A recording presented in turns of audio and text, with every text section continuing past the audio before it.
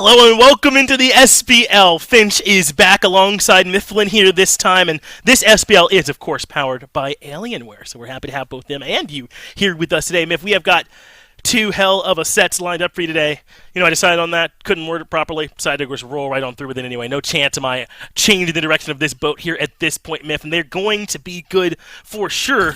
I think because these matchups are just so important. Let's go ahead and take a look at the schedule here first. It's Valks versus Kings. These are two teams, both 1 and 2, who could really use a win against each other in particular, so they can move on a little bit. And then Warriors versus Bolts to see if the Warriors can keep their momentum going or if the Bolts will slow them down. Then, obviously, perhaps the biggest set of the week coming up Saturday, where the two top teams of the league will be facing off. A lot to see this weekend, and as always, they are all must-see matches. So don't plan on going anywhere today, Saturday, or Sunday, unless it's right here to the SBL. Miff, though, I imagine you've got the same thoughts here about these matches coming up.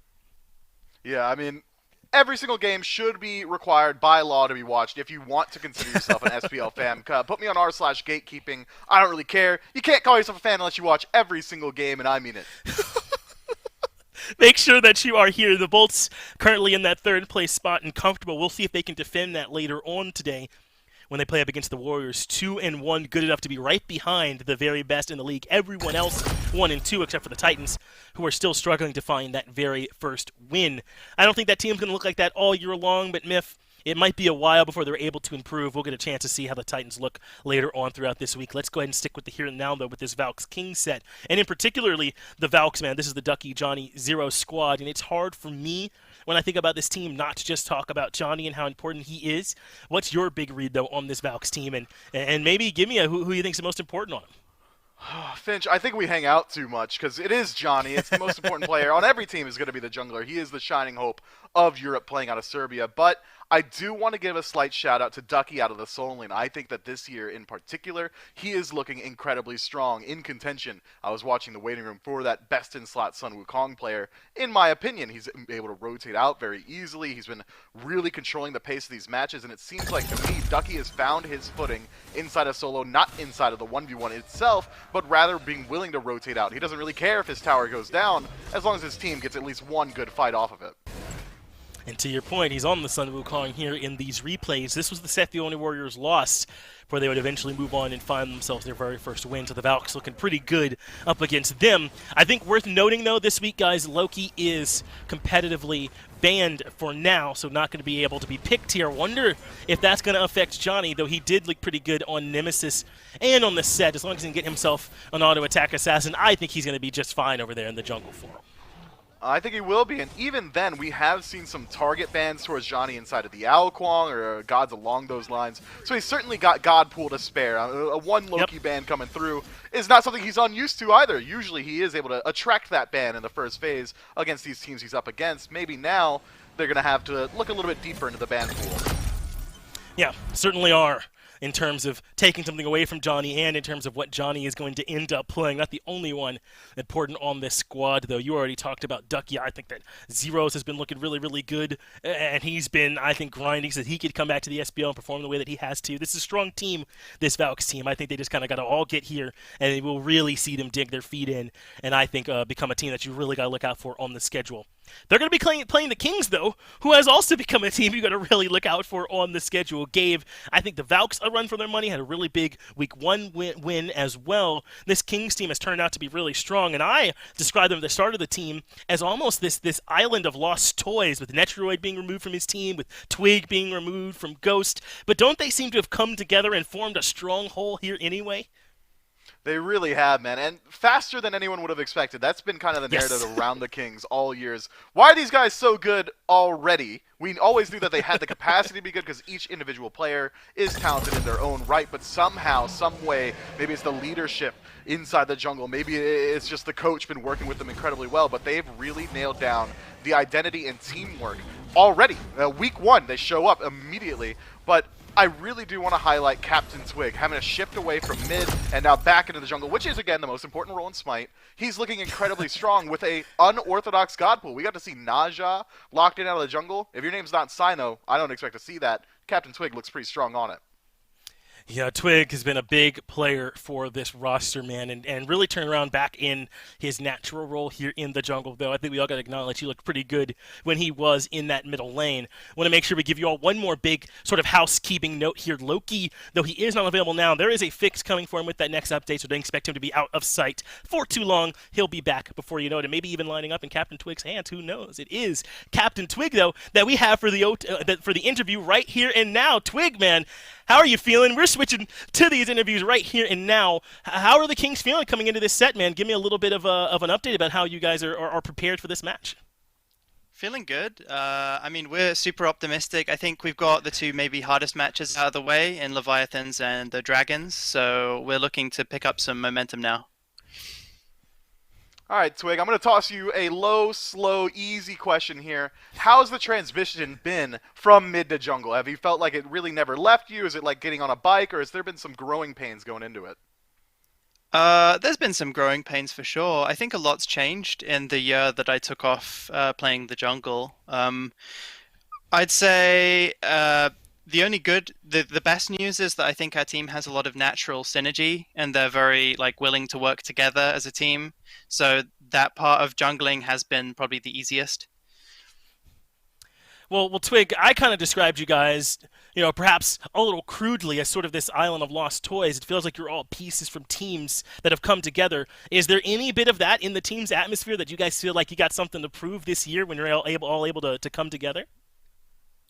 Absolutely. I mean, if you ask any SBL player, what they're going to say is the goal's always to win worlds. And I mean, for me, it's a bit more than that. I think we do have a lot to prove. We are just an assortment of players who maybe haven't had as much success as we'd like in the past, and we're kind of all on this team to prove that all of us individually can win. And I think this is the year for it for us.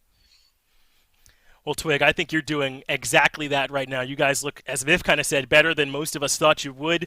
And as you said, I think your hardest matches are already out of the way. So thanks for taking the time to talk to us, man, and good luck in this upcoming match. Thank you. Myth, I'm a little surprised, about the forwardness, but I think that the read that we sort of had on this team as maybe a bit of a chip on their shoulder, with Netroid leaving the Leviathan boys, you kind of add that in there too, and Big Man Tings leaving the Radiance boys. I mean, I think that this is a team that, exactly as he said, is ready to come out and prove that they deserve a little bit more respect, perhaps, than they've been given. You ever played with that kind of chip on your shoulder? You know what that's like, or talk to me a bit about maybe how you think the boys are feeling. All right, Finch. Yes, I have been benched in the past before, and it's not a great feeling, and it definitely makes you want to step up against your previous teammates or even have to prove something to the Smite Game Twitch chat, because those guys are absolute savages, man. They'll tell you you're the worst player on the planet, and then they'll come after your life. They'll talk about your hair. And then if you do lose a game as well, you're just adding fuel to the fire. So I think that potentially the Kings are bringing that chip on their shoulder. They want to be able to prove themselves, as Twig said. But it feels like to me, these guys don't need to prove themselves. They've earned the respect already. I mean, each one of these individual players has played near that top level for so long, and it's never once, not a single player on the team, have I ever said, yeah, that they're the reason their team lost this match or this set or this event. They're all incredibly talented, so I'm surprised to see that they're bringing that challenger mentality, but that challenger mentality can be incredibly strong and just great fuel for your fire.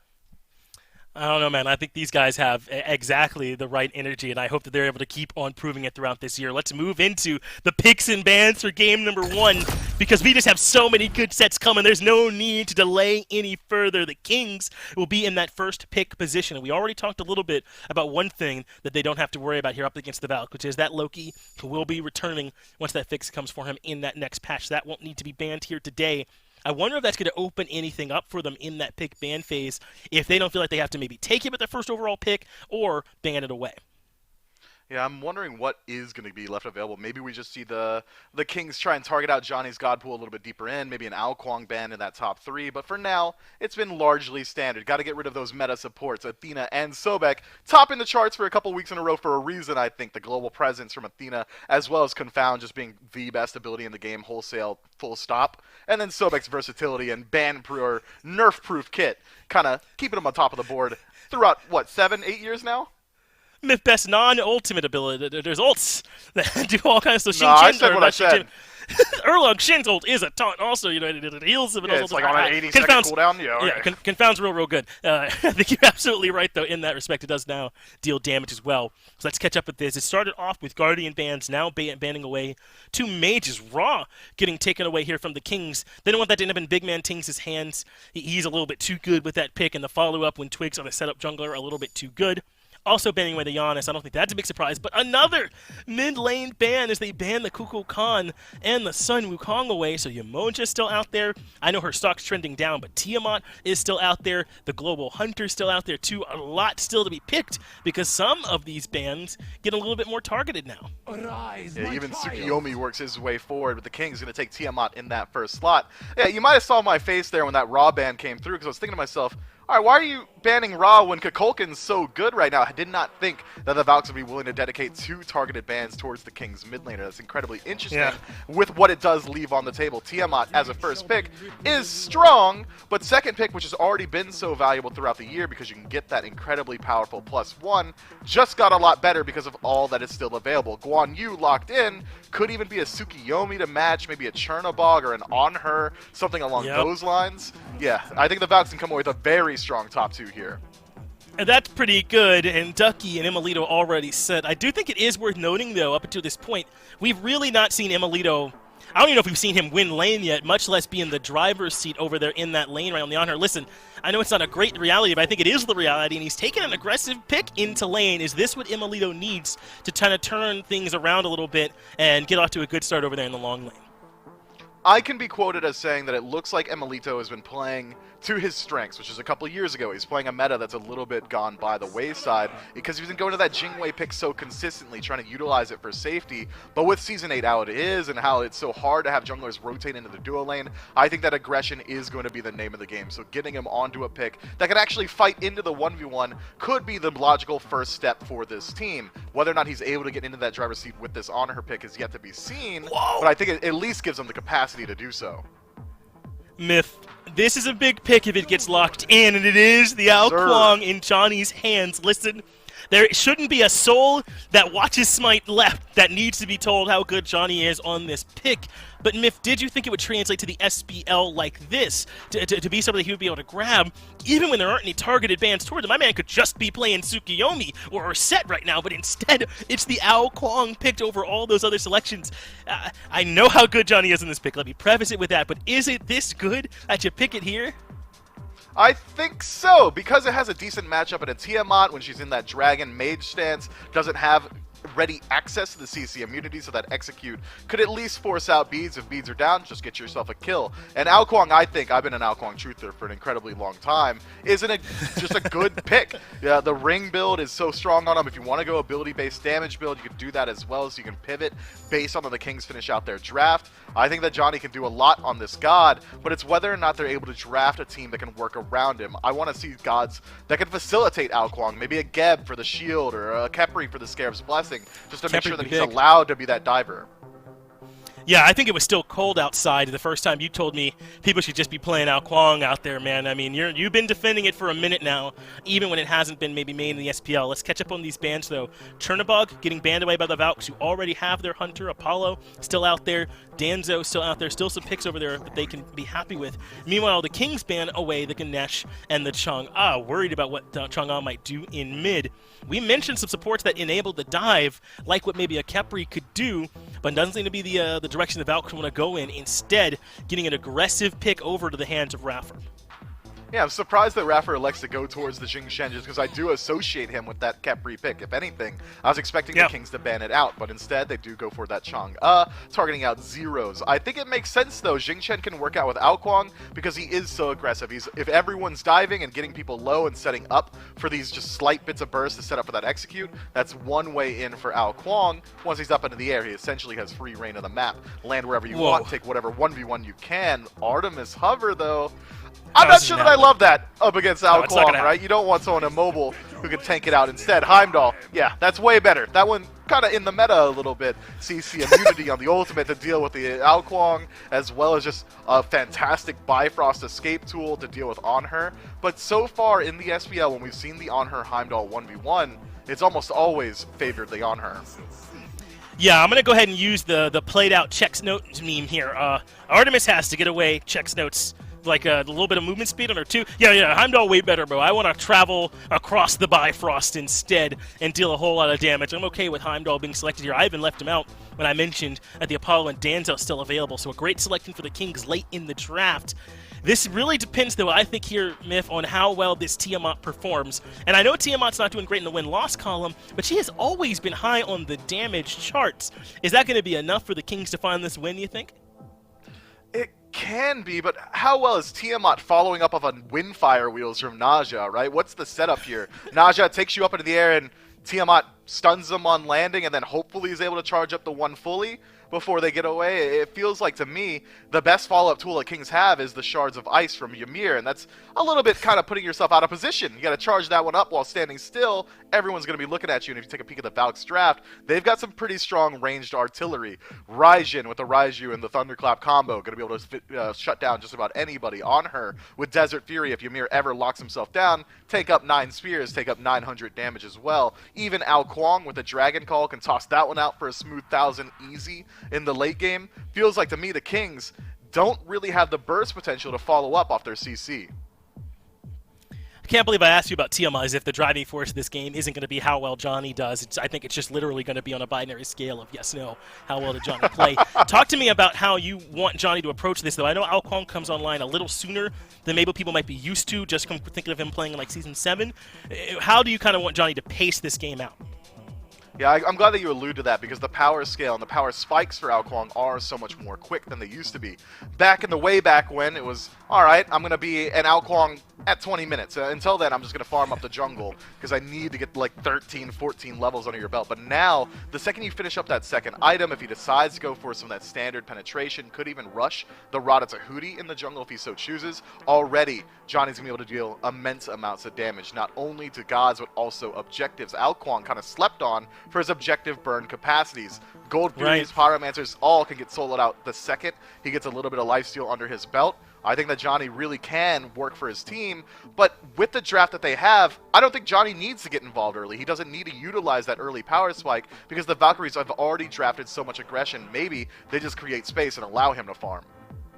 They're going to have a great team fight, though, once they get there either way, right? With this Guan Yu and Xing Chen presence, with this Raijin in the back with great both utility and damage. I think they're set up to be a real monster, both in the early, as you already said, because they drafted aggressive picks, but in the late as well. We'll get to see how it works, though. Game 1, Kings and Valks. I'm so pumped. Let's just get into it. This one is going to be fun, Finch. Spot on. My name is Dolson. Aggro is with me. Doug is with us as well for game number 1 between the Camelot Kings and the Valhalla Valkyries. Lots on the line, I think, implication-wise here, Aggro, for the Kings. Valkyries as well. You heard Captain Twig in the pregame interview. This Kings team feels like they've gotten through the hardest 2 matchups. I don't think you can disagree. The 2 undefeated teams the Kings have already had to play.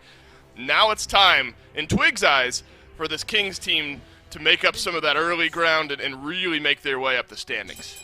And I think they're poised to do so. This team has looked really good. Every time I watch them, the thing that stands out to me is the way that they work together as a unit already. You heard Finch talk to Twig about it during the pregame interview, that this is kind of the island of misfit toys, that it's just a lot of different play styles kind of coming together from different teams, and it's really been impressive how quickly it's worked. Let's see if they can do it here with this style of composition, because it's a little bit of a weird one. I share the desk's concern that they've got a lot of CC, but maybe a little bit lacking in the damage department. In my personal beliefs, I think that's the better way to go in comparison to the other way around. I think that CC is just the best thing you could be doing the vast majority of the time. So we'll see if it works out. Well, Genetics with an early freeze onto Raffer here, but that one won't result in much. I mean, the core of the setup is similar to what we've seen the Kings play in the past. Naja for Twig, and then a dragon-type god in the mid lane for big man Tings to follow up with damage. This time it's the Tiamat instead of the Kukulkan. So I think some of those concerns well-founded between the desk and us down here on the cast as well. Valhalla Valkyries, I think another thing that we can take away from the desk that they were pretty spot on about is how this game might hinge on Johnny, his ability to play this pick, doing this right here, getting aggressive early on in the game. Now on to Captain Twig, who's half HP. Johnny one level up over his jungle counterpart, sticking around just to see if maybe there's a chance for re-engage, but just farming and then going back into the jungle, maybe the way we see this Ao Kuang rotate. And this is one of the weaknesses that you're seeing right now of Tiamat, is that her early clear just is not good. Her early fight really isn't that good for the first 2 levels. It's a nice double freeze. He's going to force the shell out from Raffer. Genetics, plenty strong. He's gone with the boots 2 start. Going to probably finish his boots right now. This sets him up for an early purple buff invade. The only concern is if Netrioid gets caught out in the 2v1. Right. Well, Netrioid was able to sidestep the last impale, but not this one. The damage just not there just yet.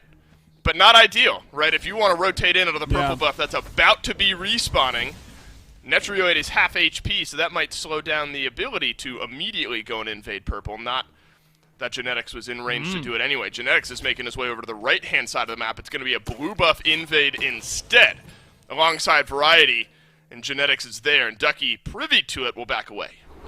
I like it. I mean, the threat of what they're expecting is enough to back off the purple buff invade, which would have been free for Raffer and Emilito.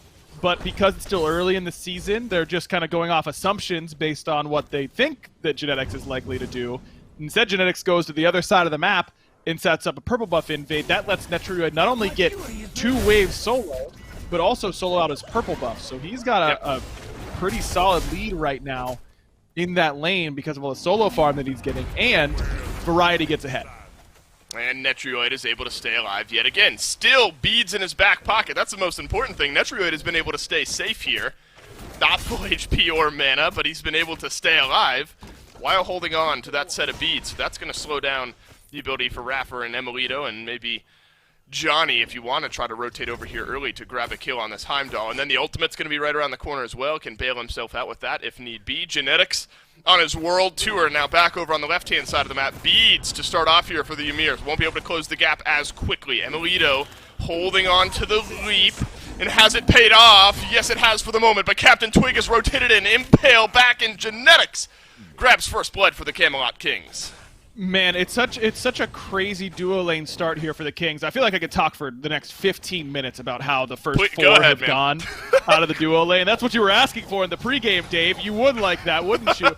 No, I think that the big thing for me, and that the way that duo lane has played out so far, is that the Valkyries, I think, have just got to commit to zoning Netrioid from those waves. The fact that he's allowed to get up, I mean, he got poked out really hard on the first wave after Genetic backed.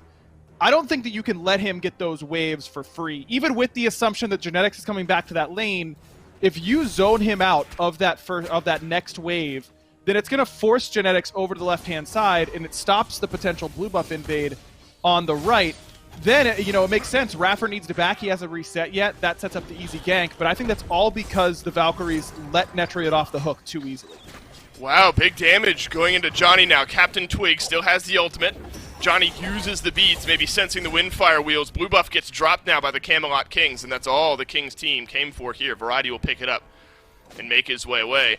Already, I mean, even though there's only 1 kill on the board, you need the swing up time maybe is what the desk was talking about around this Ao Kuang, but Captain Twig alongside Genetics, it's kind of a 3 versus 2 on the blue buff there. Feels like this Naja, at least in the first 5 minutes of the game, has hit its stride. And this is exactly what I was talking about when I was saying the Kings are buying in and playing as well as a unit. They understand how they want to play the map. This is exactly what I'm talking about. It's these strategies that other teams might not be employing quite as often, but also just the way that they're on time for all their timers, and that is always because the jungler and the support usually are the ones keeping those. I mean, Variety's going to be calling, hey, blue's coming up here, let's be there on time, but Genetics has been early to each blue buff, and Captain Twig has been in the right spots at the right time every single time. These two, in Genetics and Twig, share a lot of the responsibilities in the shot calling from what I understand. Genetics obviously an in-game leader for this team alongside Twig, and the way that those two have worked together to pressure the map has really impressed me so far this year. And I think our analysis on the waiting room around the Ymir pick was all fair, and I kind of stand by my position where I think Jake is one of the best, if not the best, Ymirs from what we've seen so far this year. Yeah. But Genetics is right in that conversation as well. Genetics has played this pick a handful of times early on this phase so far, and I think he's looked pretty good on it. A couple of the walls already connecting. Hell, he's got first blood here in game number 1. So continuing that pressure throughout this game is going to be important. We've now reached the point, though, Aggro, where the supports have started to leave this duo lane alone. And we have seen, I'm not saying it's going to happen between these two players, but we've seen Anher versus Heimdall probably more than we've seen any of the other two hunters match up with one another. So maybe some solos happening there as Genetics looks for an engage onto Raffer here on the right-hand side. Beautiful wall keeps Genetics right where he's at. And remains to be seen if that's where you want it to be. Ducky cavalry charge into the wall, but Genetics down into the earth. He goes for just a little bit of damage. But the Valkyries just shy of their first kill of the game, and it's Raffer, the other support now, who's on the board as Variety chases down Johnny and gets another. Zero's up into that Taiko drums, but it feels like a little too late. But maybe he's baited himself. Tings on the rotation gets his one interrupted, but Zero's still taking a ton of damage on the back end. It's a double kill for Variety. And King Arthur does King Arthur things here. Variety's going to be able to walk away with low HP and low mana. Big man Tings, he wants more, though. Leaps on in as the Tiamat finds the damage onto Ducky off the side. But it looks like Raffer and Ducky will both be able to survive right around this blue buff. Another one dropped now for the Camelot Kings, and that's a big 2-for-1 trade. The Kings out ahead. And this is exactly what the Kings want to do with this strategy. They want to get Variety ahead. They want to take fights on this right-hand side of the map. And even though Genetics falls in that engagement, they force Johnny back. They kill Zeros. They kill Johnny as well overall. And Variety gets both of them. And now he is sitting in a commanding position. And we've seen what Arthurs who get ahead can do. I think Final K's probably done the best at leveraging those leads so far. But the Dragons have also done the best at leveraging those leads so far. We've seen Fine take over games on this type of pick, and Variety is certainly capable of doing the same. He's done it very consistently in his career, particularly on this pick. And this is where that pivot point comes, isn't it? The Reinforced Greaves, Stone of Gaia. That's when this King Arthur, already just a couple items in, starts to feel unstoppable. 1.5 level or so leads over Ducky right now. The Guan Yu undying, but only received a little bit of help on that second blue buff invade under a lot of pressure from Captain Twig and Genetics early on here in this game. Wondered if we would see pressure on the left side of the map when Genetics went back earlier in this game, got his full boots. Instead, it's been all right-hand focus, and that's just left Netrioid to chill, farm up. Let's not bring anyone else over to this side of the map and give our Heimdall a chance to kind of scale up into things. And the rotation on in, I think, was pretty good from both mid laners there, Aggro, but we already saw when given that uptime to do some of that damage, get those spell rotations off, this Tiamat can impact those fights. Definitely, and the way Tings played that, I think, is the way that you're going to see most Tiamats be the most successful, is Netrioid uses ult and beads and only gets Raffer's ultimate in return. That's a good trade for Raff on the left. Oh man, Johnny gets triple blasted there by the Tiamat out of the mid lane, and it's been a tough start now for the Ao Kuang, and that's just the combination of Twig and Genetics. That's what we've seen time and time and time again, and wouldn't you know it, they're back on the right-hand side of the map here, invading in onto blue. Ducky's not going to get this blue buff. Greater Scorpion's going to go down here as well. I mean, you call it a 3v3 because it's mid-support and jungle that you usually see skirmishing kind of in this early to mid-game. It's been a full-on 2v everyone. It kind of feels like here with Genetics and Twig combining for that effort. Well, it's no secret that the Twig Naja is potent. I mean, the Jade Dragons banned it in both games up against the Kings a couple weeks ago. I'm just a little surprised to see the Valkyries give it over, and of course everyone's so excited to see Johnny's signature pick in the Ao Kuang, and I am as well. And he's still going to do great things if and when they get to late game. But this is the difference between the SCC level and the SPL level, in that in the SCC level, Johnny, his solo laner isn't getting absolutely gunned down every single time their buff is up. It's not that Johnny is super far behind. You know, he's 0-2, not off to a great start, but he's keeping pace in farm.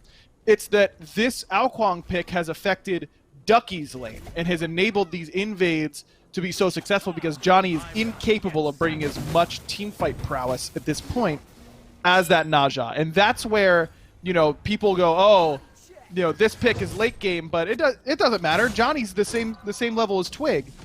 There are repercussions, and the Kings aren't punishing Johnny for his pick. They're punishing Ducky for Johnny's pick. Yep. And Ducky gets punished once again. This time it's the beads. Variety, maybe a chance for a kill here, but I think buying his time well. There's going to be another blue buff. Not just yet, but of course the Camelot Kings have this timer. Ducky's going to have to sustain himself right back up in order to contest this if they want to, but it's just Variety and Genetics walking forward now. Johnny has to accept the fact that half of one of those back camps is going to go away. Looks like the blue buff is as well. There's going to be a wave proxied out now on the right-hand side. So it seems like the Valkyries team aggro is just searching and hoping for some pressure somewhere on the map that's not on the right-hand side. There hasn't been much of an emphasis on the left until now, where a sneaky Gold Fury gets started up. Netrioid's going to rotate over from the duo lane here. Captain Twig off to the right-hand side as well. It's burning quickly, and the Valhalla Valkyries will grab the first Gold Fury of the game. But Captain Twig now right back in. He's found the engage. Zeros has found the first death. Rapper's found the second. The Kings punish the Valkyries for starting the Fury. And that just took too long to develop. I like the idea from the Valkyries. You cannot fight on the right-hand side. Any fight that Variety is in is a losing fight for the Valhalla Valkyries. So let's go to the left-hand side. Let's pull Gold Fury. It just takes so long to develop. It was kind of a half rotation over to right, half-hearted defense of the blue buff. We didn't get it. Ooh, let's do gold. They were on the right side, but by that time, the rest of the Kings are all over that left side of the map by then. Sure, the Valkyries get the Gold Fury, but are always going to lose that fight on the back end. I just think that the Valkyries are still a little bit slow on what they want to do in response. The Kings have come in with a very clear, concise game plan of what they plan on doing, and I just don't feel like the Valkyries have matched that energy quite yet. That play illustrates it. Raffer was next to Netrioid and just lets Netrioid clear purple as Raffer goes toward red. You've got an isolated 2v1 on that side of the map. Why let him get the buff on his own? Man, Ducky can just not breathe in this game, can he? It's now another engage from Captain Twig. The Windfire Wheel is going to be successful this and time. Up again. Ducky down to the ground, up once more. And Captain Twig will pick up the kill. This one really starting to spiral out of control. We're looking at a 3,500 gold lead 14 minutes into the game. Raffer looking for the Whirlwind of Rage and Steel, but luckily Netrioid able to avoid it. Luckily if you're a Kings fan. Now maybe some pressure, though, around this purple buff. Johnny is successful on the invade, but Netrioid doing his best to turn around what looks like a 3v1. Is he going to get one of them? He sure is. It's the Impale against the wall. Emilito gets a silver lining kill. Down goes the Heimdall for the first time this game. Yeah, Johnny just decided to eat that entire ability from Tiamat right off the bat and then stealthed in. By that point, he was too low. Just a couple autos from Netrioid gets the job done. Good rotation over from Tings, but the Valkyries still kicking, still being some initiators on that side of the map. I just don't know where else they can do it. You look at the right side, a 3-level deficit for Ducky, 3-level deficit in mid for Zeros. The mid and right side of the map are off limits now for the Valkyries. There's nothing that they can really get done in those moments. The left side is the only spot where they can make plays happen, and Netrioid needs to recognize that and just live. That's the whole idea. Yep. Give up the buffs if you have to. If your team is doing stuff on the other side of the map, your only job is to not give them extra free gold. Not that that was his fault, that he overstayed or anything like that. No. They wanted go him him dead. pretty hard, but they wanted him dead. They got him dead. But at the end of the day, as he continues in this lane, now that his tier 1 tower's gone, I think it's best for Netrioid to just stay passive on that left-hand side. Let the rest of the team do the heavy lifting for you. Sure. Netrioid holds on to the beads in that engagement. Full 5 set of beads. Something satisfying about that. All the beads in the second spot there for the Kings. No real analytical value there. Just looks kind of cool. Raffer jumps away right into the wall of Genetics here as big man Ting sends a volley of damage out his way. The Tiamat aggro, 4 levels, now 3, but was 4 levels ahead of Zeros over here in the mid lane. It has been quiet. We've talked about all the parts of this map that have been effective. You said right and mid are a no-fly zone. That's a pretty good reason why. Camelot Kings take the Pyromancer now. It seems like a slow burn at this point for the Camelot Kings. Let's just keep whittling away the jungle as best as we can. Johnny, Ratatouille, Enchanted Ring in his back pocket. Let's see if we can get something done around this purple buff. Netrioid crystals away. And Hagro, he'll survive. Hey, that's his only job. Who cares about securing purple in that spot? Which he may And he have, got it anyway. He did it anyway. Okay, great. Yeah, that's just awesome if you're the Valkyries. Nothing's going right for the Valkyries right now. It's the right idea from Johnny. It's the only opportunity he has, but Netrioid just plays it well. Netrioid now maybe feeling good against Emilito here, who will leap away. Netrioid has his ultimate. Johnny lurking close by as well. Captain Twig 2 levels ahead of his jungle counterpart, also rotating in with his ultimate. Johnny will stealth his way out by the Gold Fury pit, and the Vines will take a tumble, but Johnny won't go that way. Anyway, so you can really start to see where Johnny's feeling like his route back into this game is let's keep putting pressure on a Netrioid, see if we can get something done. But really just need to farm, try to catch up in levels while slowing down the rest of this game. I mean, you see some damage rolling through there. Rada Tahuti, Enchanted Ring. Maybe this Ao Kuang is going to start to hit that power spike here soon. Soonish, yeah, but the problem is that I'm trying, man. I'm trying. 18. I know, Dave. I know. I'm just trying to bring a sober dose of reality to the cast. Primal Fury down to half, and no shot the Valkyries get in here. You can test this one. There are just so many problems now for the Valkyries in the way this game has gone, because this is where Tiamat feels super oppressive, is where she's so far ahead that she can jump in and use all the new buttons, use that mitigation, and actually feel very, very strong. Netrioid's going to dash away from Emilito here, but Genetics with a beautiful wall keeps Emilito out of it. And then another ultimate and another kill for the Ymir. And gets worse over on the right-hand side. Now it's Johnny who falls down over to Variety in that tier 2 tower. He's going to start to get some pressure put on it in the mid lane. Nothing better. Raffer, 10% HP as big man Tings and Twig try to combine for a kill onto the Xing Qin, but plenty tanky enough, and that's going to open up the left side of the map to the Camelot Kings. Tier 2 tower likely to fall. Double stun. Zeros eats his whole health bar from big man Tings and Variety. Variety eats no damage from the tier 2 tower whatsoever. Look, I mean, I think the draft for the Kings was really, really solid. I think if you're planning to go Ao Kuang, leaving the Heimdall open is very surprising to me. Not only do you have the Yonher, Heimdall's one of the better defensive matchups in the Yonher, in my opinion. Then you end up with a character that can get away from you very easily when you're an assassin, and can see you through your stealth, which is a big reason why you have your survivability. Heimdall can relay that information to his team. You see those pings on the map. That's Netrioid letting everyone know where the team is. With an engage onto Emilito, who's on the right-hand side. That's not where you want to be, my friend. It's a double freeze from Genetics on the back side, but the Camelot Kings get slowed down now on their onslaught. Ducky just trying to peel out for the rest of his team. Looks like Blue Buff did end up going over to Ducky here. This time, big man Tings, big man fight in the mid lane. 2v1, no problem. Now it's a killing spree for the Tiamat into your complete build, where Zero's a full item behind. Charon's coin is a pretty hefty item to be behind. Over to the Fire Giant. It was only a matter of time for the Camelot Kings to start this one up. Raffer close by in the background. Variety, Ducky dueling it out. Raffer stuck his head into the wrong part of town. Somebody on the Kings will grab this kill, and it's going to be Netrioid. And there's an engage on the Ducky on the back. Great wall from Genetics. Stop me if you've heard that one before, as Emilito forced to jump away. Tings on the chase alongside Twig. That Minotaur will slow down Ducky, and Tings going to claim his 4th. I don't mind the Valkyries sticking their heads in on that Fire Giant, because you are in Hail Mary territory for sure. I mean, you are taking every shot at the end zone you can from this position. If they're going to mess up and let you walk in and steal fire, that's one of the only ways that the Valkyries can get back in this game. So it obviously doesn't work out very well, but I think the decision-making is sound by the Valkyries in that moment.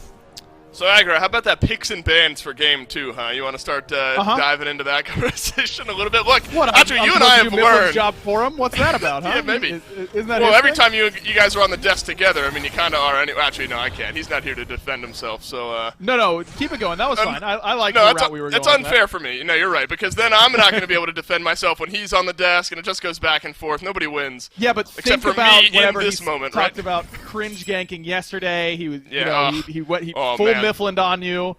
Like, Blood's you boiling deserve right that. now. Yeah, you deserve that moment, Dave. This is your You're right. time.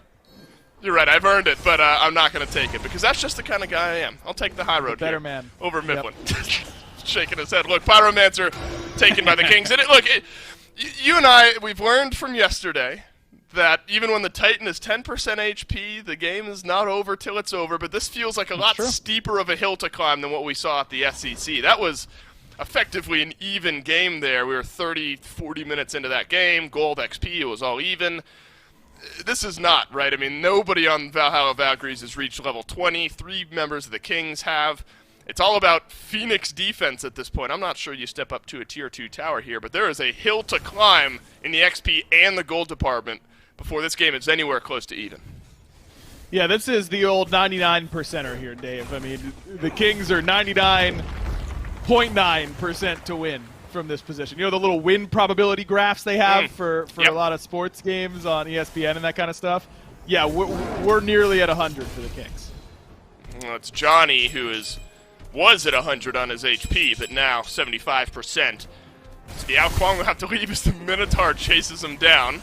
And then the rest of the Camelot Kings will walk on in towards this mid lane Phoenix. Right side tier 2 tower still stands. Genetics does not care. It's an engage on the back. Big stun though on a couple of members of the Camelot Kings, and damage being returned now by Ducky, but Ducky stepped too far forward. Big Man Tings rampaging through this game. 23 minutes in, spin to win from Rapper sends Variety off to the side, but that's given Variety carte blanche to the back line. Johnny evaporates, as do the Valhalla Valkyries' chance of winning game number 1 here. Camelot Kings storm the gates 5 strong.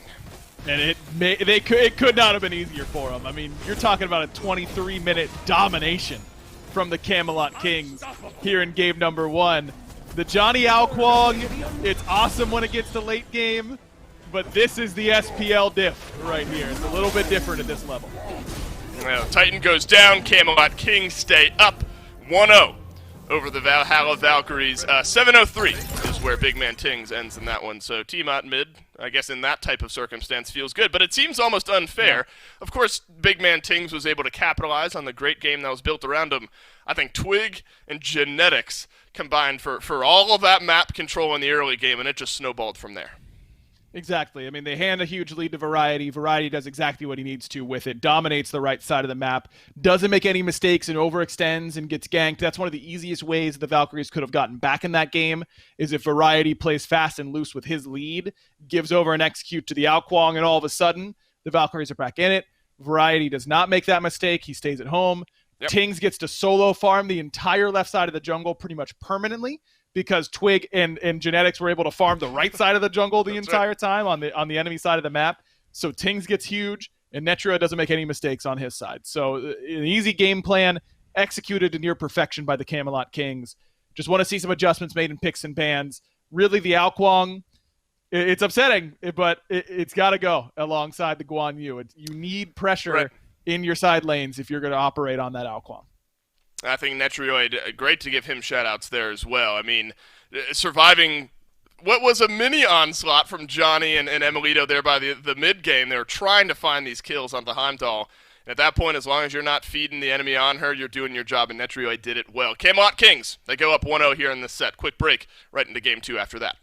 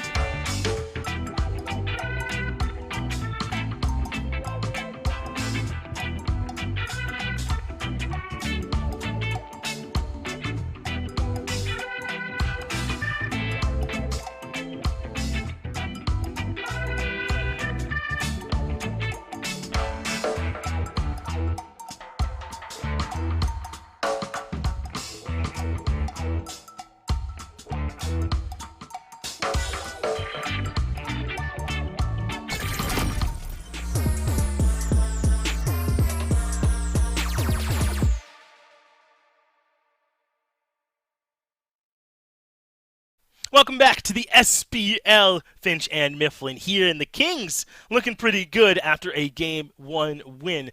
You know, I'm not the one that usually gives the prognosis, but maybe Johnny remembers his dad's secret breathing technique and turns things around in game number 2. They're going to need something like that. They're going to turn this game around. Either way, the Kings looked really, really good in game 1, and Miff, my read is that we finally saw our first kind of dominant Tiamat game. Is that what it was for you, or did this pressure from the Kings come from elsewhere?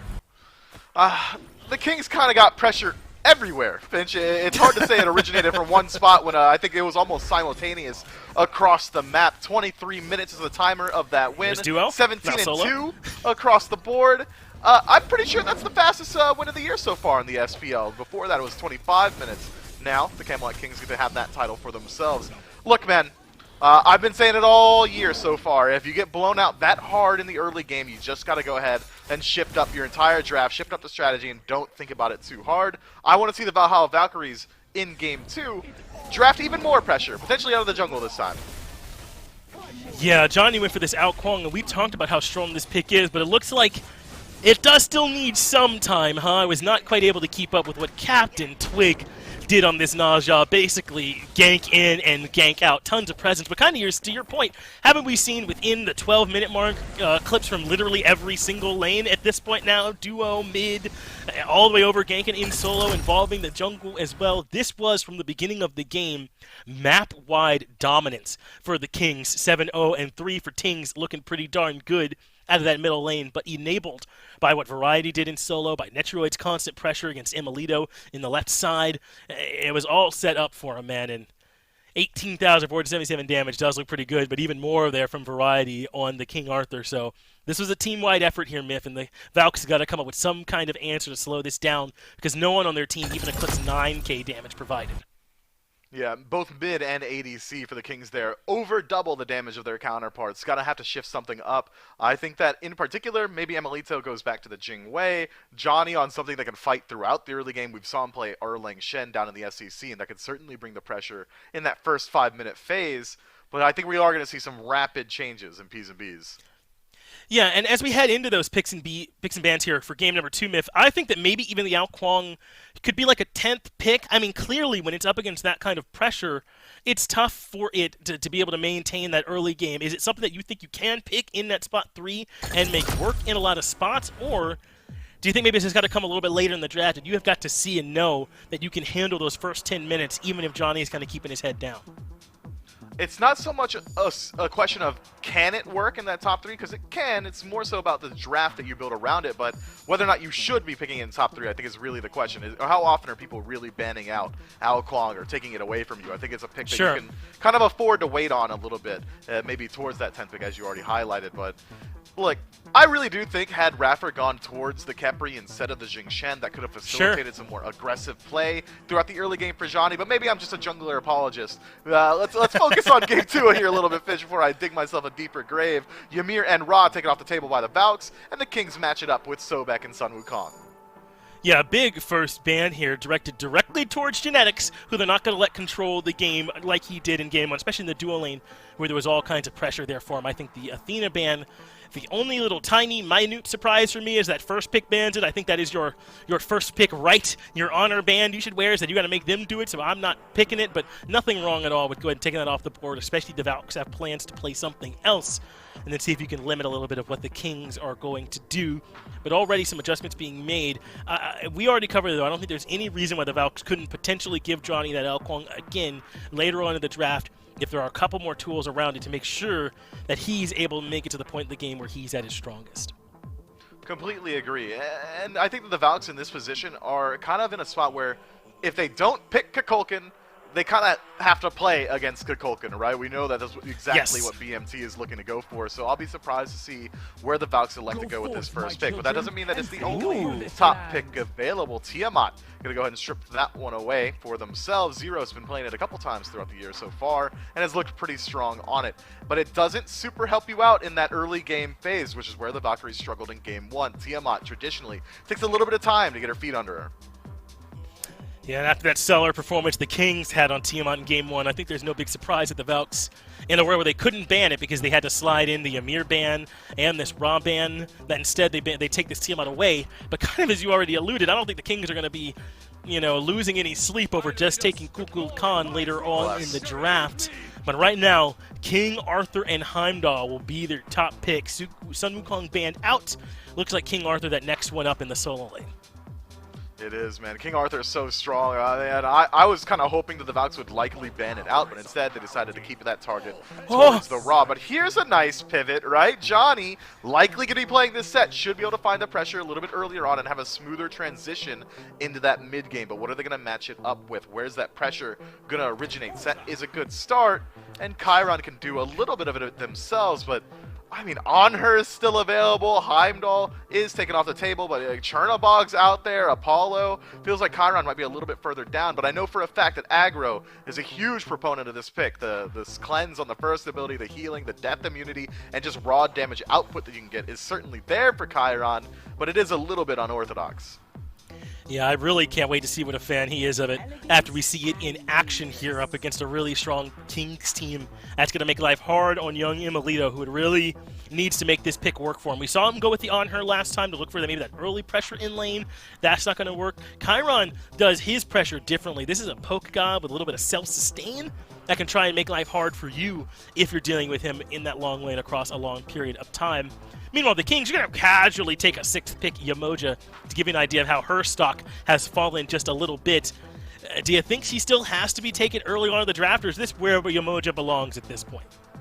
Yeah, I think I got Yamoja like firmly below Ymir tier in my mind. So it's Athena, Sobek, Ymir, maybe even Ganesh, and then I've got Yamoja. But that doesn't mean that she isn't still incredibly strong. She is still the Guardian that should be able to afford you the most pressure in lane, just the ability to push out those waves. Level 1 through 3 going to be largely in her favor. The healing from her auto attacks. It's hard not to talk about how good she is, right? But I think the support god pool is really stacked right now.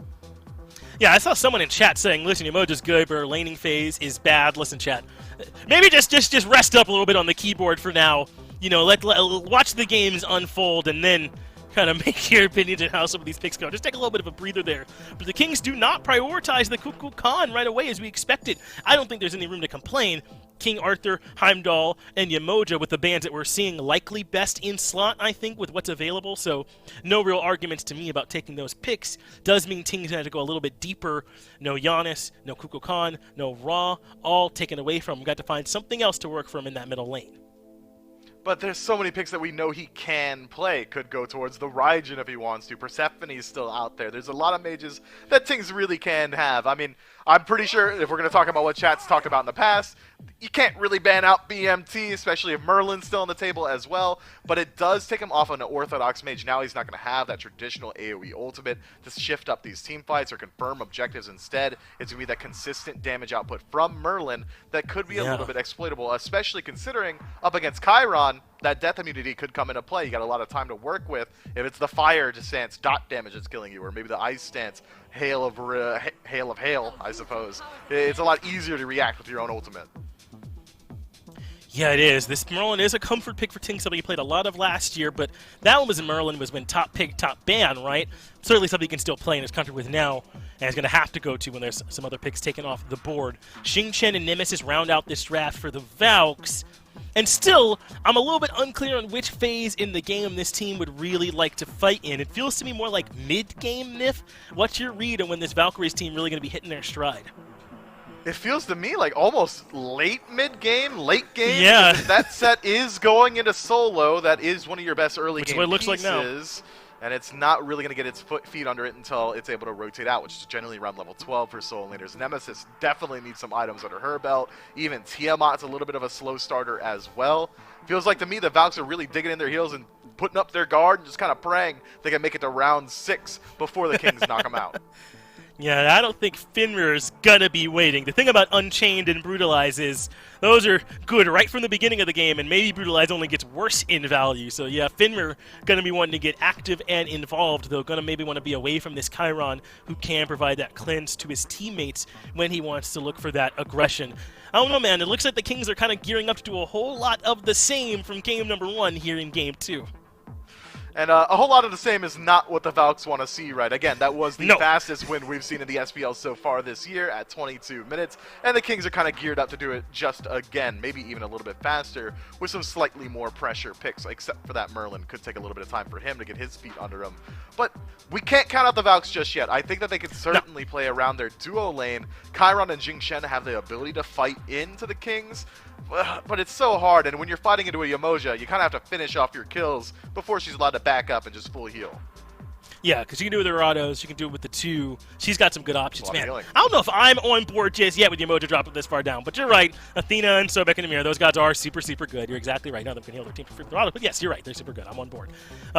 Still good enough to be going here in this sex slot, I think, though. That makes some sense. I think this is going to, again, come down to the way this mid 3v3 can hang in this early game, though, right? How well can this Xing Chen set and this Tiamat handle the pressure that's definitely going to be coming onto them from Yamoja, Merlin, and Finrir? Even if the Merlin damage is not there right away, they'll probably have enough to get some early picks. They could, but Nemesis Tiamat Jing Shen, man, up against Yamoja, Merlin, literally anything. I mean, just Yamoja, Merlin on their own. If the Kings don't want to fight in, they don't have to. They've got fantastic disengage tools. Drop that Riptide, you're out of there. Drop the ultimate, you're out of there. I mean, there's no problems for the Kings to just play it a little bit slower, but except for potentially playing to the Valk's hand if they are looking for that late game team fight. Yeah, and no CC, meaning the kit is scary against Finrir. Let's go down to see how it happens in game number 2. Valhalla Valkyries trying to stay alive here in this set.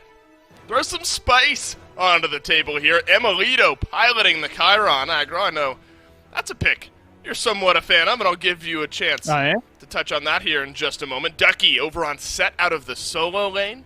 A very popular pick here at the SPL level, but the duo lane quiet early on there in game number 1. Raffer luckily dodging out that stun. Duo lane already seeing a little bit of fireworks here, and Emilito on this Chiron aggro. The floor is all yours. Yeah, so I think Chiron's sick and really fun. Okay. And I think he's really bad. Really good skin. I think he's really bad into the Kings draft here. This was an early pick for the Chiron that really caught me off guard, because normally we see it in mid first and foremost. I think it is a little bit better in mid. I think he's a little bit too vulnerable in this long lane. It has really positive things about the matchup against Fenrir. If Raffer, Zeros, or Johnny or Ducky gets picked up by that Ragnarok, just a little training exercise, that's the first ability underneath their feet, will cleanse them. But he gets eaten alive by that Fenrir pick. I'd expect Twig to be on this left side of the map pretty consistently here in this game, because it's such a free gank. But when their game plan to Camp Solo worked out so well last game, maybe they decide that it's better the other way around. We'll see if Emilito's able to get out of laning phase for free here. I'm interested in that. Raffer's just been eating these stuns. Dodges the first, and that's maybe the one stun dodge off his punch card that he's able to redeem here. Captain Twig rotates early over to the mid lane, as the junglers tend to do. Ducky is low here as well. Lots of kill potential across the map here just for a moment, but Set likely able to sustain up on the other side of things here. Big man Tings on this Merlin. It's a bit of a change from kind of what we've seen out of Big man Tings up to this point. The Scylla's, the Kukulkans, picks of that nature, the raw type picks, the ultimates that follow up on big setup. He's going to be doing a lot of outpouring of damage with those spell rotations throughout this game, and one of the first times we've seen Merlin here, Agrees. Hell of a lot of fun to play, but the pros don't seem to like him at this level, except for BMT here in Game 2. I mean, he had such a long run at this level of being the mage to get for your team. I think that he's in an okay spot right now. I think Merlin's biggest problem, in my experience, is he feels really good at the 3-item power spike and really underwhelming before and afterwards. I don't think he scales super well into the late game, but when you've got a beefy front line like Arthur, Fenrir, and Yamoja, if you can get multiple casts off of your ultimate in a team fight, and that's easier than ever now that you have Spear of Desolation, if you can start getting Deso resets, this character does feel very strong, but unless you start to waterfall those kills in the midst of a team fight, I do think that he can struggle through the early game and through the late game. But as soon as, if he goes boots into Rod into Deso, you're going to be feeling really, really strong at that point in the game. So I wouldn't be surprised to see the Kings try and play around that spike. I love this pick, so unbiased in who's playing it, but just the pick in general, you like to see do well because Oh, picks no. at this level, oh no. Yono is right. Genetic steals away that purple buff. Looked like Emilito was going to be able to grab it, but unable to do so. So a small slip up there on the duo side of the map as Genetics gets this late pick Yamoja, which I think Finch was rightly surprised about. But we've seen, the rise of the Amir, the Sobek, the Athena. Finch listed them all off there. And with that, maybe open up the door for Yamoja to kind of fall down in some of these drafts a little bit. And Variety finally completes the solo kill potential on a Ducky that's been hanging out just kind of like a fly on the wall throughout the early part of this game. Ducky's just been solo beneath his own tower, and Variety plays his time well and picks up the first kill. It seems like a bit of a repeat of Game 1 if that's going to be the way it goes. If Variety's able to get these kills by himself, doesn't even need the help from Captain Twig or from Genetics, who spent much more time here in this duo lane than he did. Remember, he backed at level 2 and ran straight to blue buff from there and really didn't come back to that lane for quite some time. It's been much more traditional in the 2v2 as we get a chance to check out this replay for Variety. So he has Blink. Oh. I guess Ducky just did not respect that damage. Of course, that hamstring cripple, such a big deal for the King Arthur, prevented the teleport away, and Ducky, not only does he get soloed for first blood, but he lost the purification beads there as well. Feels like King Arthur's kind of like, well, I was going to say the Merlin of solo laners, but that's just kind of stance switching and ability rotating, so that's just an obvious thing to say, but the way they play, still absolutely fun to watch. Now Ducky's got a lot to worry about here in this lane with the Sandstorm able to get out of the initial onslaught of Variety, but if that Chalice gets empty and Variety is able to stay in this lane a little bit longer, could maybe be looking at more of that pressure over the horizon. Ducky has to go back to base once again, this time to heal up, picks up some wards, and back into lane he goes. Genetics and Netrioid have been okay, keeping the wave pressure just pushed against the Valhalla Valkyries here. No ganks just yet from Captain Twig. Johnny rotates over, helps with the purple buff this time, making sure no funny business happens with Genetics trying to steal things away. So a lot less active out of the jungle throughout the first 5.5 minutes of this game aggro compared to game number 1. Johnny, though, maybe the ability earlier on here with the Nemesis instead of the Ao Kuang to get involved. Twig spots out Zeros, but Zeros will leap to safety. Good reaction by Zeros, but still ends up having to give up those right side mid harpies. Definitely a slower pace in this one from the Kings, a lot less invade pressure, and I think that's just because the threat of the Valkyries fight is so much better than when they had that Ao Kuang and Raijin. Now you've got Tiamat and Nemesis, and those two are going to fight pretty well, so you don't necessarily want to be picking fights just for free. Johnny drops the ultimate onto Variety. Variety makes it beneath the tier 1 tower. The damage is there. Ducky, a couple tower shots to spare. Able to escape from the tier 1 tower. Now the Valhalla Valkyrie successful in shutting down this King Arthur. Important to find the pressure over here on the right-hand side before this lane started to spiral. That'll give Ducky, well, you thought, some time to stay in lane, farm up. He'll have to go back, buy up some of that gold. But the most important thing, aggro, is that Variety is off the map. And just gives Ducky some breathing room over here. I mean, it has Right. been a constant onslaught really since minute 4 of game number 1 to shut Ducky down. So Ducky still behind in that lane, which speaks to how far behind he was before the gank came through, but at least now able to tread water. He's still down 700 gold, though, Dave. I mean, that is insane, knowing that Variety just missed a wave and a half and took a death, and Ducky got an assist. To still be that far ahead is intimidating for the Valkyries. Maybe Johnny comes back over as soon as that ultimate is back up. Wouldn't mind it.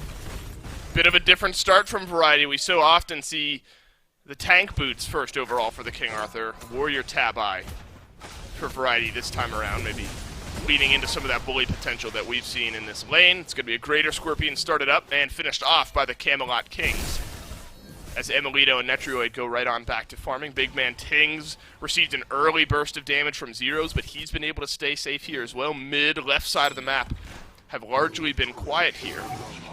Emilito's going to dash away. Maybe difficult aggro to lock down a kill on this Chiron, maybe why we don't see Twig over here as often. Well, it's pretty easy if Twig ends up going over there because of that Brutalize just following through that Gideon so easily. Good point. On the ganks. But Twig's looking mid instead. Yeah, Zeros has to leap away. Oh, it's a beautiful Riptide from Genetics.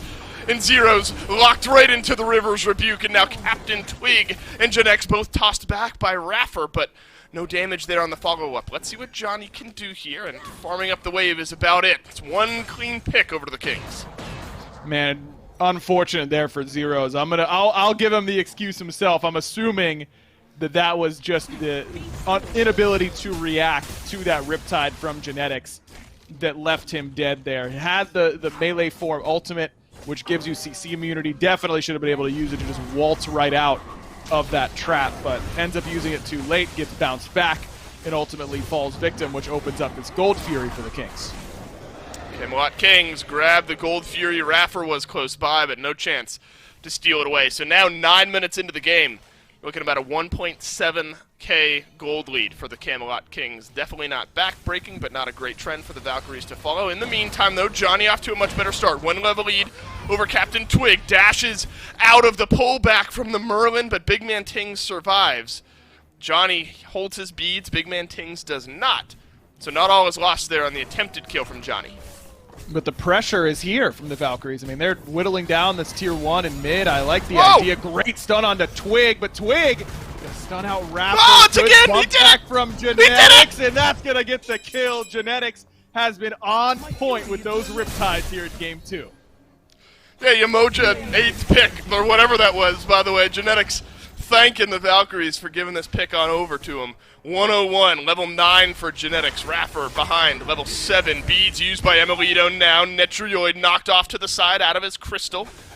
And that'll be the end of this 1v1. Ultimates used on one side, not the other. Yamoja in behind.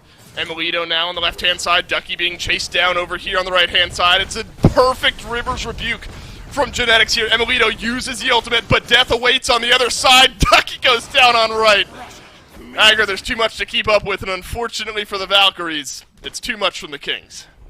They probably heard, oh, I'm dead, on both sides of the map at the exact same time, which is not exactly what you want to hear when you're just sitting there in the mid lane. Just great pressure coming from both side lanes. Genetics and Netrioid get the job done 2v1 up against Emilito, and then it's Twig and Variety who combine to take down Ducky on the right. And they get a bevy of cooldowns to go with them as well. Beads from Emilito and ultimate. Beads and ultimate from Ducky as well. You're looking like you could potentially come back and do it all again. Genetics just looking very, very strong on this Yamoja. He played very well in the Ymir game 1, but it was more about his map presence in that game. Really didn't need to do a whole lot mechanically because his team was just out-rotating the Valkyries. This time it's more of a mechanical display from Genetics, which is encouraging to see. Remember, it's not just the Valkyries playing on the EU ping. Genetics is as well, and he's making it look easy. That's right, and Captain Twig absolutely has been there on this Fenrir here. Ducky will suffer another death, this time at the hands of Variety. 2-1-1 for the King Arthur, 0-3 for Ducky on this set. And now Captain Twig on the Fenrir improves to 2-0-2. So while there's been pressure from Genetics on one side, Captain Twig has been split here on the other. The Fenrir's looked good. Could get worse now for the Valkyries. Variety hit that ultimate, but still might end up going down. Whirlwind of Rage and Steel catches onto Genetics. The stun just shy. Variety wanting to chase this one down, though. Will get the slow. The sweeping damage is there, and of course, Variety will grab the kill. And the Kings get the Pyromancer. In the meantime, this is too hard to cheer 1 because there's just too much going on. Finally, a bit of respite for the Valkyries, and it's Johnny who will pick up the second kill of the game. Nice try by Netrioid, but just too much of a commit from the Valkyries on the left-hand side, able to take down the Heim. Must have had his Bifrost cooldown unavailable to him, and that's going to open up this Tier 1 tower. At least you've got a lane to lean on, potentially now, if you're the Valkyries. Heading over to this left-hand side consistently. Johnny's in a good spot still, despite his side lanes struggling for the most part. Now you've helped out this duo lane. You've given yourself a lane to go to, and he's sitting at 2-0 and keeping pace with Captain Twig in individual farm. The problem is that Ducky, once again, very far behind. Rough day at the office for him so far.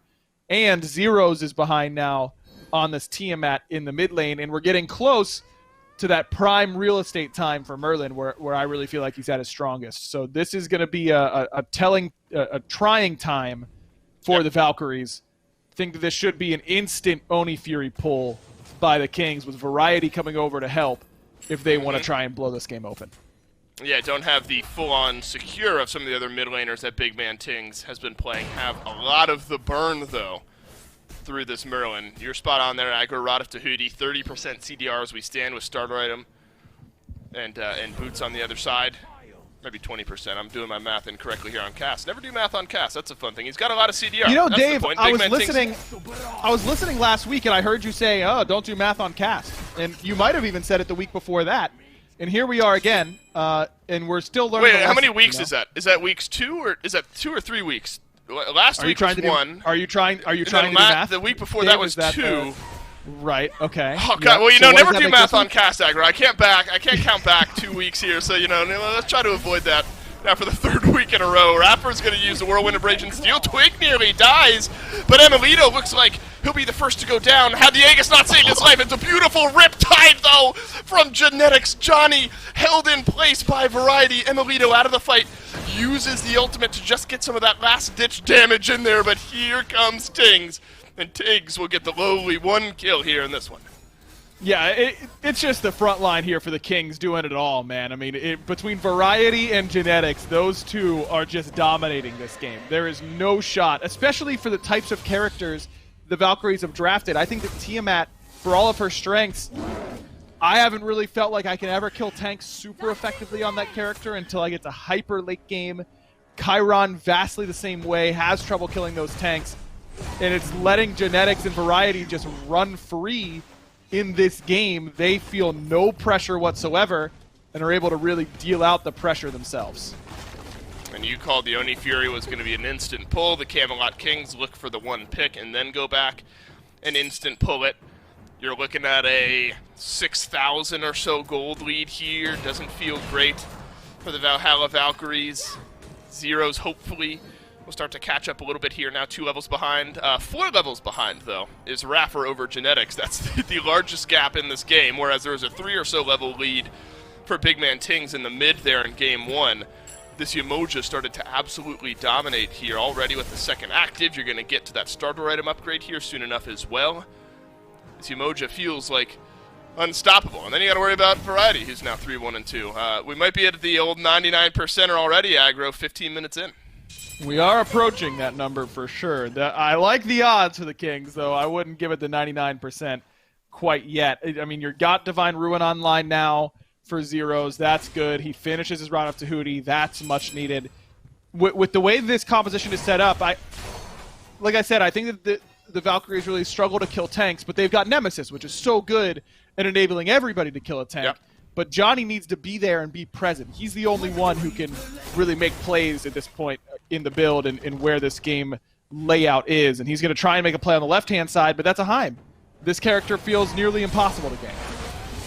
Emilito Emil's gets dead. sent to the nether realm by Netrioid. Johnny will not finish off the kill, and Emilito splats back down to earth. Johnny brought right back into the range of damage, and Captain Twig now on a killing spree here in this game.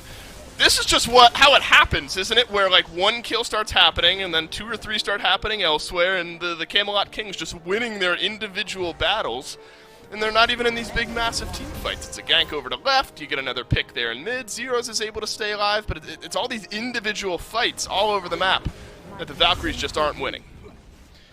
No, they have not won those individual battles really whatsoever. And it's credit to the Kings. They put themselves in positions to be stronger in those moments.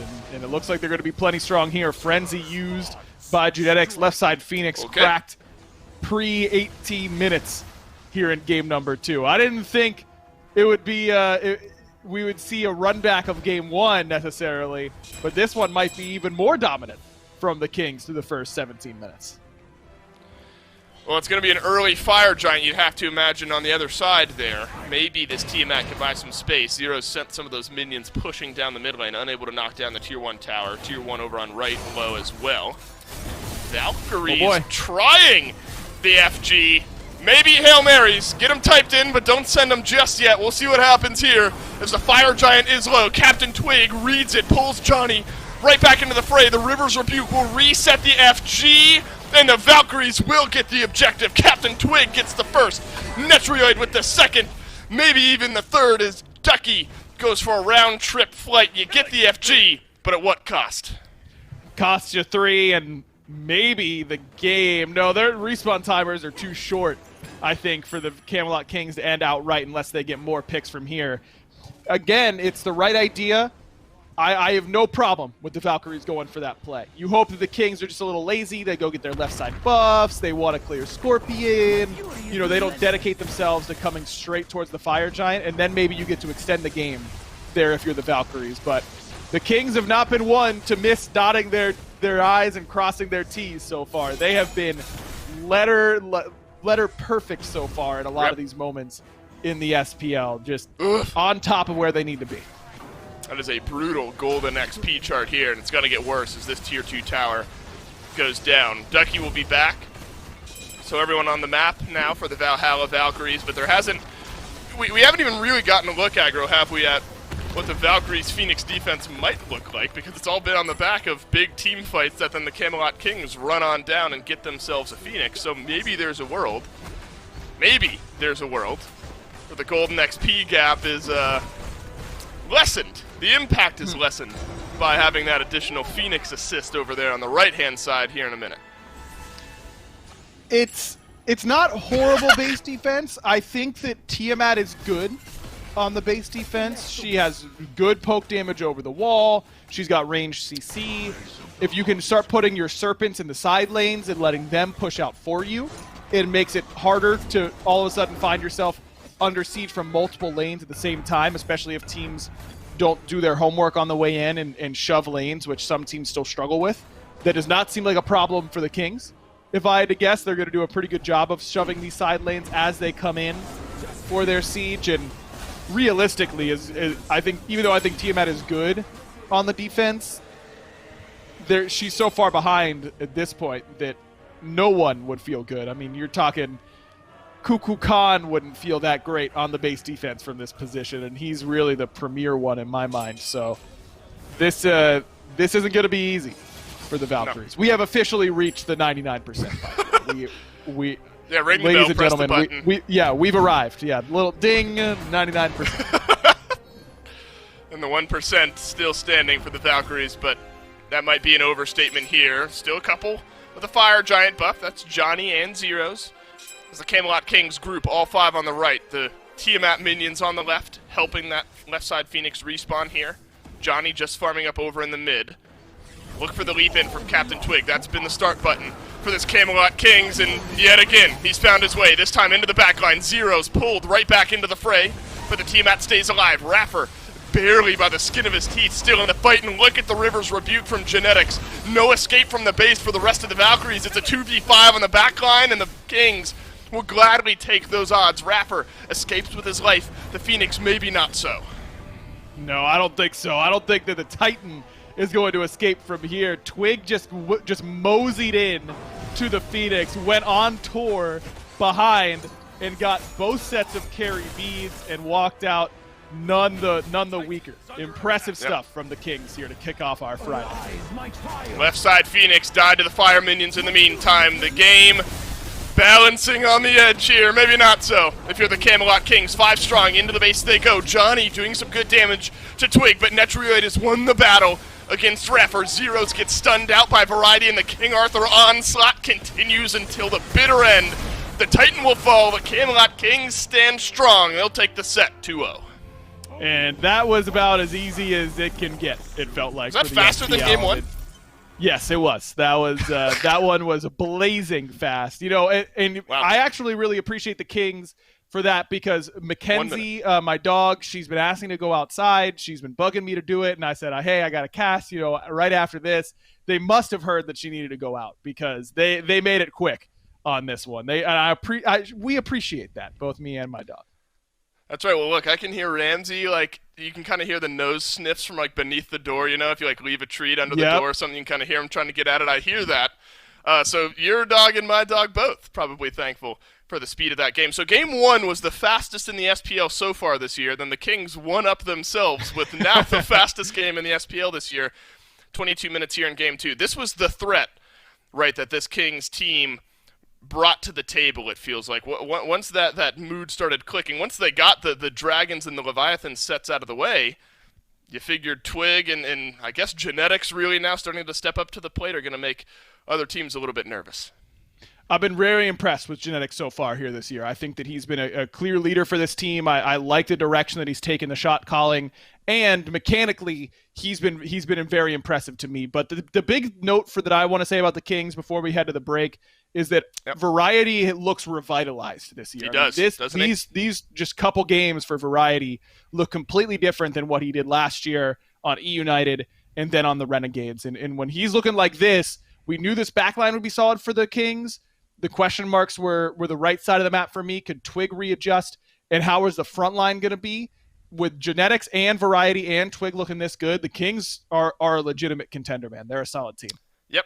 And I'm sure they'll tell us there's still a lot more room to grow, which is a scary thought, to be sure. The Kings, they take our first set of the week here in the SPL in just shy of 45 minutes of total game time. Maybe exactly 45 minutes. We'll take a break, and then the desk will break this one down.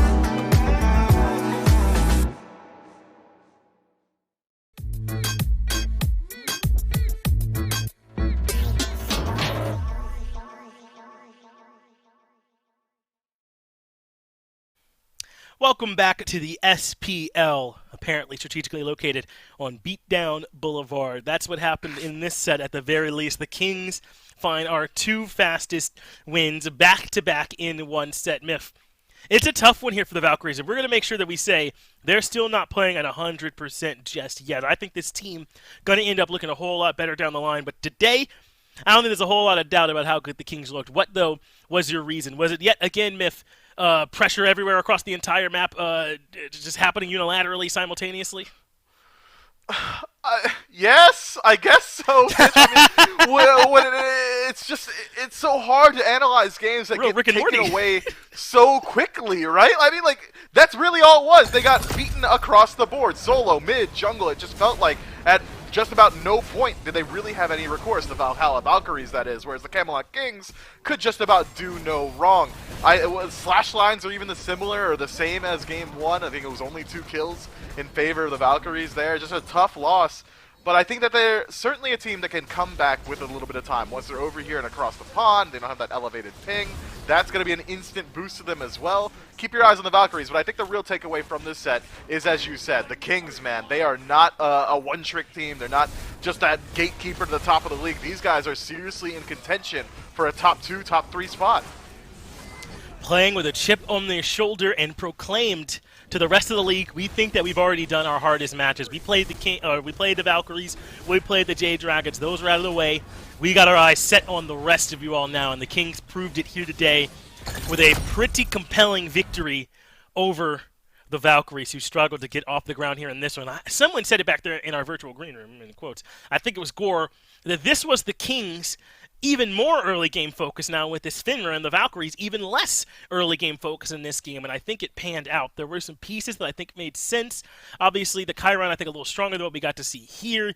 Tiamat didn't get to perform as well. Ducky was bullied the whole time over there in solo. I don't think that's how it's going to go for them most of the time going forward, but neither of those picks panned out this time. Yeah, I think that the Valkyries really should address their P's and B's a little bit. It felt like they were making adaptations. That set locked in kind of tricked us on the desk. Like, okay, they were trying to shift it up early game. They don't want to get blown out again, but then the Nemesis rolls through, and you're like, oh no. And then King Arthur obviously has a phenomenal matchup in a set, so I'm not even sure why Ducky wants to go into that 1v1. The second he goes into his own ultimate, the Kingslayer gets slayed by the King, essentially. That Omni Slash takes away that entire stem. Yeah, he's taken to the real King's battleground, which is Camelot, which is Avalon, all those places. Let's take a look at the updated standings. The Kings now get their second win on the board, and that, for now, moves them up to 4th place. The Bolts have 2 wins as well, but have not lost a second game yet, so that's why they're a little bit ahead of them. We still got one more big set coming up today, though, the Warriors and the Bolts, where the Bolts challenge to defend that spot or potentially end up tied with the Kings. I think the Warriors going to come in hot, similarly to what the Kings did early today, but we'll see how it ends up playing out. Don't want to be playing favorites before we actually see how the game ends up on this one, Miff, but really strong performance here from the Kings. I think that all that we can say here at this point is that this is a team you cannot afford to overlook or let pass you by. And one of the members who I think is a big part of that, Genetics, is standing by with an interview with Dolson. That's right, Genetics is with me. First off, Genetics, congrats. 2-0 win for you guys here today, and the fastest set of the SPL so far this year. You guys had the fastest game of the year in game 1, and then one-upped yourself and had the fastest game of the year again in game number 2. So after games like this, it's sort of hard. You guys had pressure all over the map, it felt like. What worked for this team here today? I mean, it really just seemed like you guys could do no wrong. I don't know. I think Valkyries have done pretty poor against pressure, and I think we'd recognize that going in, but we're just playing what we want to play around, you know? Like, we decide at the start of the game how we want to play, and we're just executing it like in practice.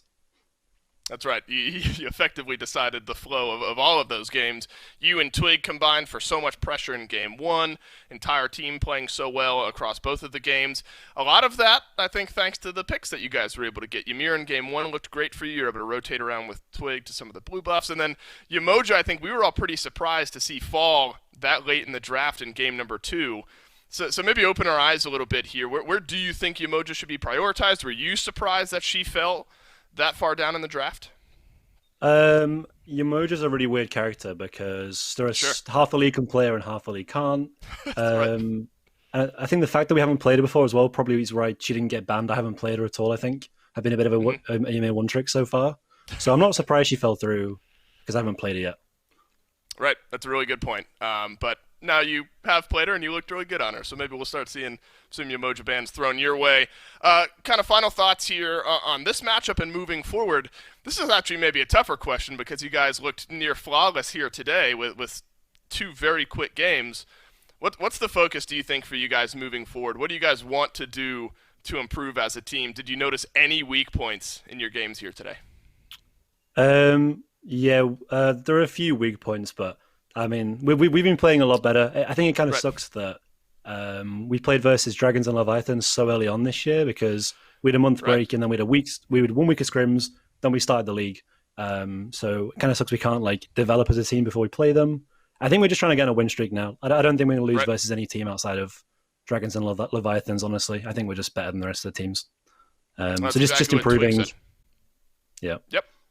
Improving it's kind of across the board, and that's a scary thought, is what I was saying to Aggro on the cast there. Genetics, thanks so much for your time. We'll see you guys on Sunday up against the Scarabs. Everyone at home, stick around. Oni Warriors versus Bolts up next.